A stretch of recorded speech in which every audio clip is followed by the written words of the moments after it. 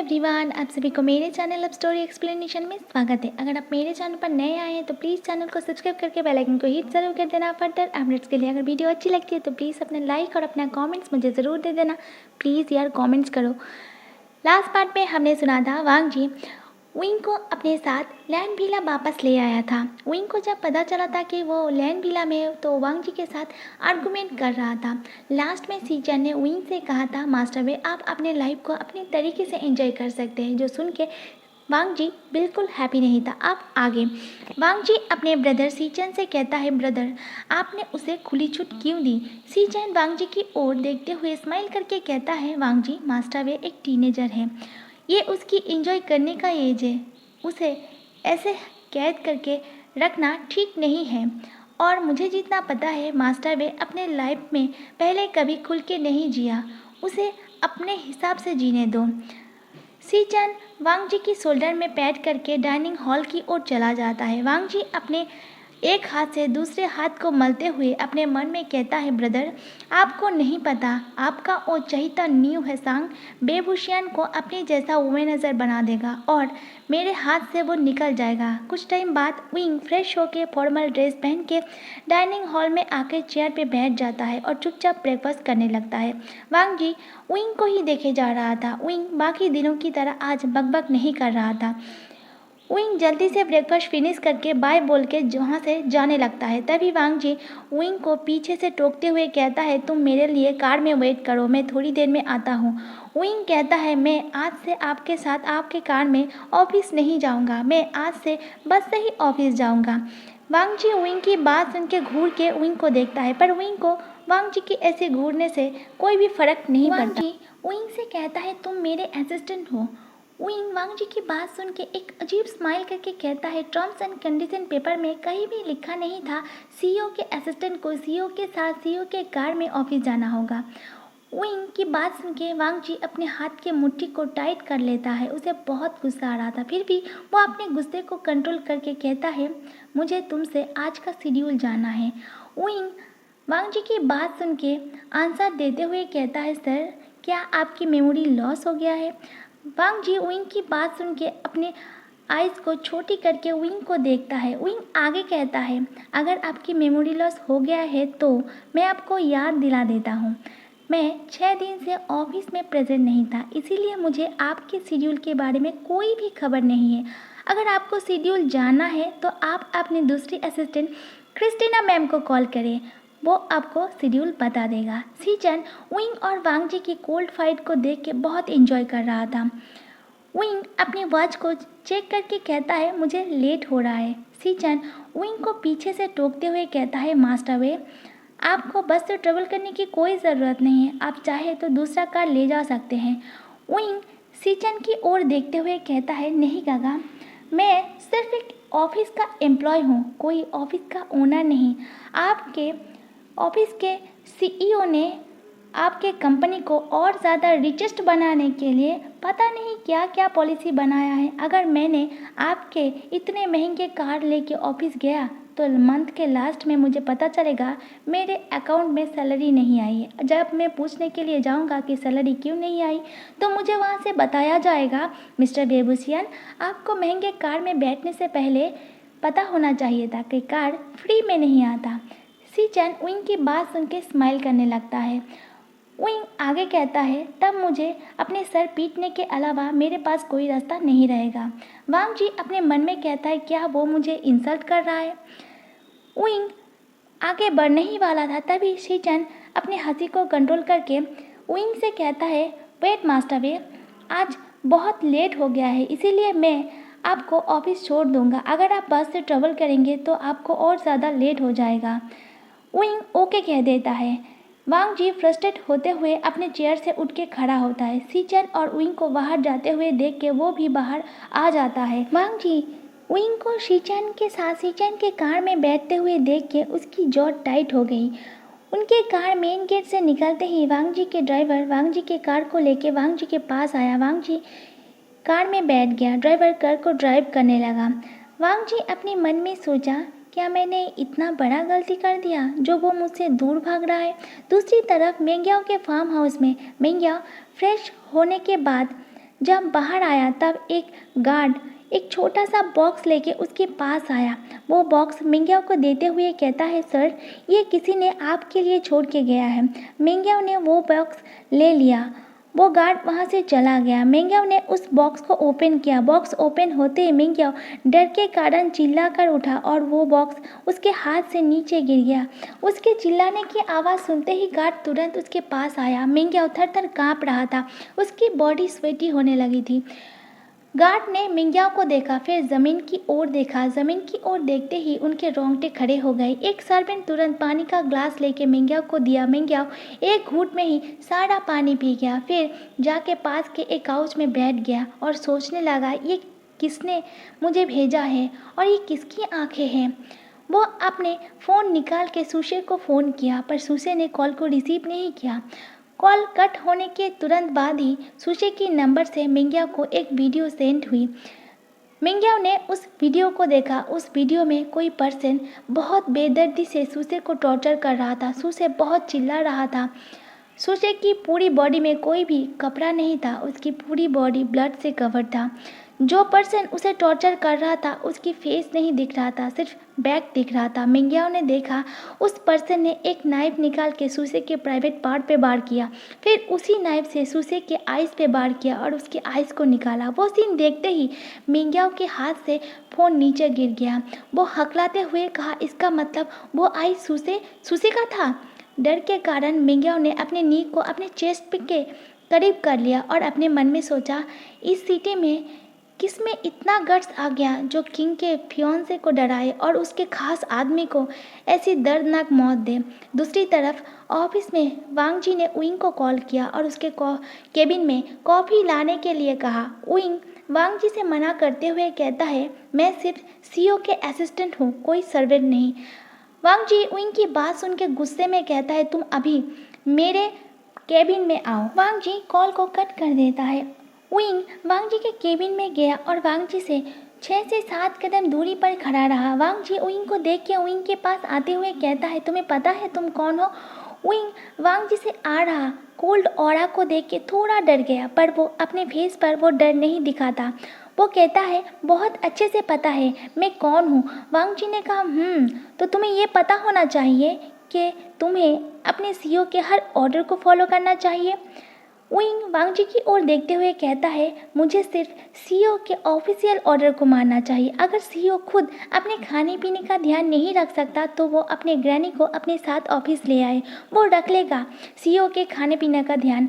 वांग जी गुस्से में दांत पीसते हुए कहता है, तुम्हें पता है सीईओ के साथ इस तरीके से बात करने का अंजाम क्या हो सकता है? उइंग ने कहा, बहुत अच्छे से, आप मुझे जॉब से निकाल देंगे, यही ना? तो आपको रोका किसने है? जॉब से निकाल दे। उइंग की बात सुन के वांग जी उइंग की ओर देखता है। उइंग की आंखों में पहले जैसा चमक नहीं था, ना ही उसके फेस पर कोई स्माइल था। उससे भी बड़ी बात, उइंग की आंखों में कोई डर नहीं दिख रहा था। कुछ दिख रहा था तो सिर्फ वांग जी को अपने लिए नफरत दिख रहा था, गुस्सा दिख रहा था। वांग जी अपने मन में सोचता है, कुछ दिनों में तुम कितना बदल गए हो बेबुशियन। मैं तुम्हारे आंखों में अपने लिए प्यार देखना चाहता था, नफरत नहीं। वांग जी अपनी सोच से बाहर आते हुए कहता है, तुम इसीलिए ये सब कर रहे हो ना, ताकि मैं गुस्सा होकर तुम्हें जॉब से निकाल दूँ और तुम कहीं और जाके जॉब ज्वाइन कर सको। तुम खुद अभी इस जॉब से क्विट नहीं कर सकते। अगर तुमने ऐसा किया तो तुम्हें मेरे कंपनी को 10 मिलियन पे करना होगा, पर मैंने अगर तुम्हें खुद जॉब से निकाल दिया तो तुम्हें कोई भी मनी पे नहीं करना पड़ेगा। फिर वांग जी स्मॉक करके कहता है, मैं तुम्हें जॉब से फायर नहीं करूँगा, तुम्हें मेरे साथ ही मेरे ऑफिस में काम करना होगा और मेरे विला में रहना होगा। अब जाओ अपना काम करो। उइंग वांग जी की बात सुन के गुस्से में वांग जी के केबिन से निकल जाता है। सिंह चैन कुछ टाइम बाद उइंग के केबिन में आता है। वो दोनों मिल के बहुत सारी बातें करते हैं। फिर उइंग सिंह-चैन को उस दिन की सारी बातें बता देता है। सिंह-चैन गुस्से में बोला, उस बास्टर्ड को तो तरपा तरपा के मारना चाहिए था। तब सॉन्गलैंड उइंग के केबिन के पास से ही गुजर रहा था। सिंह-चैन की बात सुनते ही वो स्मार्ट करके आगे बढ़ गया। उइंग वांग जी का दिया हुआ हर काम फिनिश कर चुका था। लंच का टाइम हो गया, इसीलिए उइंग अपने केबिन से एक प्लेट और चॉपस्टिक लेके क्रिस्टीना के केबिन में गया और क्रिस्टीना को वो चॉपस्टिक और प्लेट देते हुए कहा, मैम ये आप सीईओ के ऑफिस में दे आना। बोल के वो क्रिस्टीना के केबिन से बाहर चला गया। वांग जी अपने मन में कहा, बेभूषण, तुम मुझ पे गुस्सा थे इसीलिए तुम मेरे लिए कॉफ़ी नहीं ले आए ना, पर तुम अपने आप से तो गुस्सा नहीं हो। लंच करने तो तुम ज़रूर आओगे। यही सोच के वांग जी काउच में बैठ गया और तो टिफ़िन बॉक्स को देखने लगा, जो टिफ़िन बॉक्स थोड़ी देर पहले उसके ही ड्राइवर वहाँ छोड़ गया था। तभी वांग जी के केबिन में क्रिस्टीना प्लेट और चॉपस्टिक के साथ एंटर हुई। वांग जी क्रिस्टीना के हाथ में चॉपस्टिक और प्लेट देख के कहा, तुम यहाँ, और बेभूषण कहाँ है? क्रिस्टीना वांग जी की बात सुन के कहती है, सर वो मुझे प्लेट और चॉपस्टिक आपको देने को बोल के चला गया, शायद वो लंच करने के लिए कैंटीन गया होगा। वांग जी क्रिस्टीना की बात सुन के कोल्ड टोन में कहता है, तुम जाओ यहाँ से। वांग जी की बात सुन के क्रिस्टीना ने कहा, सर क्या मैं आपको फूड सर्व कर दूं? वांग जी ने चिढ़ते हुए चिल्ला के कहा, जस्ट गो। क्रिस्टीना डर के कारण वांग जी के केबिन से निकल गया। वांग जी भी गुस्से में अपने केबिन से निकल के कैंटीन में गया। वांग जी ने देखा विंग सिंचन के साथ लंच कर रहा और उन दोनों के साथ दो फीमेल एम्प्लॉय भी बैठी हुई है। वो चारों मिलके स्माइल कर रहा है और खाना खा रहा है। वांग जी अपने हाथ की मुट्ठी बांध ली। उसने अपने मन में कहा, ओह अब तुम मुझसे दूर भागना चाहते हो, पर मैं तुम्हें इतनी आसानी से दूर जाने नहीं दूंगा। फिर वांग जी ने एक एबल स्माइल किया और वो वहाँ से चला गया। लंच का टाइम ख़त्म हो गया था। विंग ने सोचा, चलो अच्छा है, आप मेरे पास और कोई काम नहीं है, मैं यहाँ से जल्दी निकल जाऊँगा। वो यही सोच ही रहा था, तभी एक एम्प्लॉय बहुत सारा फाइल लेके विंग के डेस्क पे रखते हुए कहा, सीईओ ने इसे आज ही कंप्लीट करने के लिए आपको कहा है, ये बहुत ज़रूरी फाइल है। विंग ने उस एम्प्लॉय को कुछ कहता उससे पहले वो एम्प्लॉय वहाँ से चला गया। विंग ने उस फाइल को देखा, फिर अपने वॉच को देखा। विंग ने उस फाइल को अच्छे से चेक करने लगा। विंग ने देखा वो सारे फाइल पुराने हैं। तभी विंग के पास वांग जी का कॉल आया। वांग जी का कॉल देखते ही विंग गुस्से में कॉल को रिसीव कर लेता है। वांग जी ने कहा, तुम्हारे सामने अभी जो योलो फाइल पड़ा है उसे चेक करो और मेरे केबिन में आके मुझे रिपोर्ट करो। वांग जी कॉल को कट करके एक ईमेल स्माइल देते हुए कहा, अब मैं देखता हूँ तुम उस बास्टर्ड न्यू हसंग से कैसे आज मिलने जाते हो। विंग ने वॉच को देखा, फिर अपने मन में कहा, ये सब फाइल आज चेक करते हुए रात हो जाएगा। फिर विंग मुंह बनाते हुए उस योलो फाइल को निकाल के योलो फाइल को चेक करने लगा। विंग ने देखा वो फाइल लास्ट ईयर के एनुअल इनकम का फाइल है। विंग उसे अच्छे से रीड करके वांग जी के पास गया और डिटेल्स बताने लगा। वांग जी को उसकी बातों पे कोई भी ध्यान नहीं था। उसकी नज़र तो बस विंग के फेस और विंग के लिप्स पर बना हुआ था। कुछ टाइम बाद विंग ने पूछा, सर क्या आपको और कुछ जानना है? वांग जी कुछ भी नहीं बोलता। ये देख के विंग फिर से लाउड टोन में पूछता है, सर क्या आपको और कुछ जानना है? वांग जी विंग की टोन सुन के अपने ख्याल से बाहर आते हुए कहा, हाँ नहीं नहीं तुम जाओ। विंग पीछे मुड़ के बुदबुदाया, अजीब इंसान है। वांग जी अपने बालों में हाथ फेरते हुए साई किया। ऑफिस टाइम ख़त्म हो गई थी, सब एक एक करके चले गए। विंग का मन उदास हो गया, पर वांग जी नहीं गया। विंग फिर से अपना काम करना शुरू किया। वांग जी ने विंग को कॉल किया और उसे कहा, तुम चाहो तो तुम मेरे केबिन में आके बैठ के काम कर सकते हो। विंग ने मना किया। वांग जी ने कॉल कट करके विंडो से बाहर देखा और एक एबल स्माइल किया, क्योंकि बाहर अंधकार हो चुका था। वांग जी ने उस ऑफिस बिल्डिंग के वॉचमैन को कॉल किया और पावर ऑफ करने के लिए कहा। वॉचमैन भी तुरंत पावर को ऑफ कर दिया। पावर ऑफ होते ही पूरे बिल्डिंग में अंधकार छा गया। अंधकार देखते ही विंग को डर लगने लगा। उसने तुरंत अपने फ़ोन के टॉर्च को ऑन किया। उसने चिल्ला के कहा, कोई है? पर उसे कोई भी आंसर नहीं मिला। वांग जी ने विंग की आवाज़ सुन के स्माइल किया। उस फ्लोर में सिर्फ वांग जी और विंग के अलावा कोई भी नहीं था। पर वांग जी विंग के पास नहीं था, वो विंग से दूर था, अपने केबिन में बैठा हुआ था। वांग जी विंग को थोड़ा और डराना चाहता था, इसीलिए वो अपने केबिन के डोर को ओपन कर दिया और काउच के सामने जो टी टेबल था उसे पूरे फ्लोर में घिसने लगा। उसकी साउंड सुन के विंग और ज़्यादा डरने लगा। विंग चिल्ला के कहा, कौन है? वांग जी को जब लगा विंग बहुत डर गया है, तब वांग जी ने उस टेबल को उसकी जगह पर रख दिया। विंग के फ़ोन में चार्ज ज़्यादा नहीं था, इसीलिए उसकी फ़ोन जल्दी ही स्विच ऑफ हो गया। विंग चारों तरफ अंधकार देख के डर गया और रोने लगा। वांग जी को जब विंग की रोने की आवाज़ सुनाई दी तो वो अपने हाथ में फ़ोन को पकड़ के विंग के पास आया। विंग वांग जी को देखते ही जल्दी उसके पास जाके उसे टाइटली हग कर लेता है। वांग जी ने देखा विंग बहुत स्वेटी हो गया है, उसकी बॉडी बहुत ज़्यादा सेक कर रहा है। विंग हकलाते हुए कहा, सर इस बिल्डिंग में कोई है। वांग जी ने कहा, ऐसा कोई भी नहीं है। विंग ने कहा, नहीं सर, मैंने अभी आवाज़ सुना। विंग डरते हुए कहता है, चलिए सर हमें नीचे जाना होगा। वांग जी ने कहा, पर लिफ्ट अभी बंद है और सीढ़ियों से जाना इम्पॉसिबल है। वांग जी ने कहा, अभी चलो मेरे साथ मेरे केबिन में, जब पावर ऑन हो जाएगा तब हम चले जाएंगे। विंग ने कहा, मुझे उस तरफ नहीं जाना, मुझे डर लग रहा है। वांग जी ने कहा, कुछ नहीं होगा, चलो मैं हूँ ना तुम्हारे साथ। विंग को बहुत ज़्यादा डरा हुआ देख के वांग जी विंग को अपने गोद में उठा लेता है और अपनी केबिन की ओर चला जाता है।